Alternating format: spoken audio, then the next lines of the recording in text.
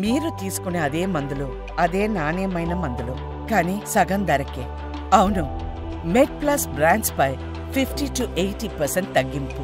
So madam, అంటే ఈ మధ్య మనం చదువుతున్న ఆర్టికల్స్లో అల్యూమినియానికి డిమెన్షియాకు డైరెక్ట్ సంబంధం ఉందని వస్తున్నాయి. సో ఒక న్యూరో ఫిజిషియన్గా మీ అభిప్రాయం ఏంటి వీటి మీద?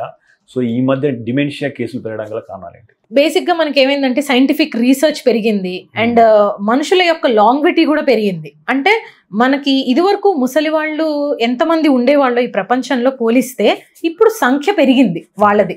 సో ఆబ్వియస్లీ 60-65 ఇయర్స్ తర్వాత ఏంటంటే బ్రెయిన్ ఎట్రోఫీ అయిపోతుంది. దాని ద్వారా డిమెన్షియా, మెమరీ లాస్ అనేది గమనిస్తూ ఉంటాం. సో ఆ నెంబర్ ఎప్పుడైతే జెరియాట్రిక్ పాపులేషన్ పెరుగుతున్నారో డిమెన్షియా కేసెస్ కూడా ఆబ్వియస్లీ పెరుగుతాయి. అయితే మనకి ఇదివరకు దాని అవగాహన లేదు. ఇప్పుడు సోషల్ మీడియా వలన, చదువుకున్న వాళ్ళు ఎక్కువగా ఉండటం వలన మనం ఓకే ఇది డిమెన్షియా అయి ఉండొచ్చు అని త్వరగా ఐడెంటిఫై చేస్తున్నాం. అయితే ఏంటంటే రకరకాల మెటల్స్, టాక్సిక్ సబ్స్టెన్సెస్ డిమెన్షియాకి రిలేటెడ్ ఉంటాయి.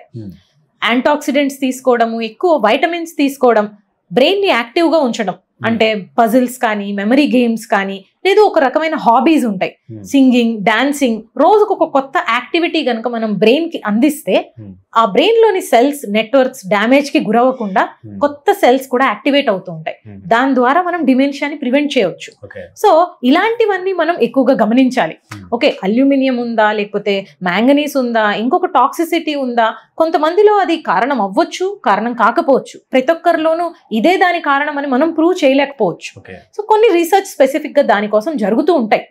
బట్ మన చేతిలో ఉన్నది మనం ఎంత దాన్ని డిలే చేయగలుగుతాం. సో ఒక 4 లాంగ్వేజెస్ నేర్చుకున్న వాళ్ళలో డిమెన్షియా చాలా రేర్ గా వస్తుంది అని చెప్తారు. అది ఎందుకు? We have utilized our brain cells. చాలా ఎక్కువగా మనం వాడామన్నమాట బ్రెయిన్ సెల్స్ ని. సో అవి డ్యామేజ్ అవ్వడం అనేది చాలా తక్కువ. అంటే మీరు అల్యూమినియం పాత్రలు వాడమంటారా, వాడొద్దంటారా? మీరు వాడతారా పర్సనల్ గా?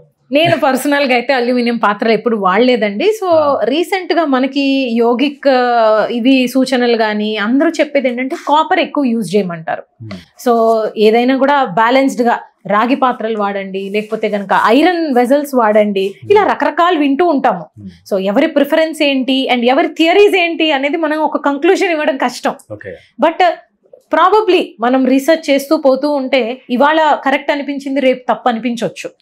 ఒక దానికి స్టిక్ అవ్వడం అనే దానికంటే మనం అన్నిటిని మిక్స్ చేసి యూజ్ చేయడం బెటర్ ఏమో అని నా ఒపీనియన్.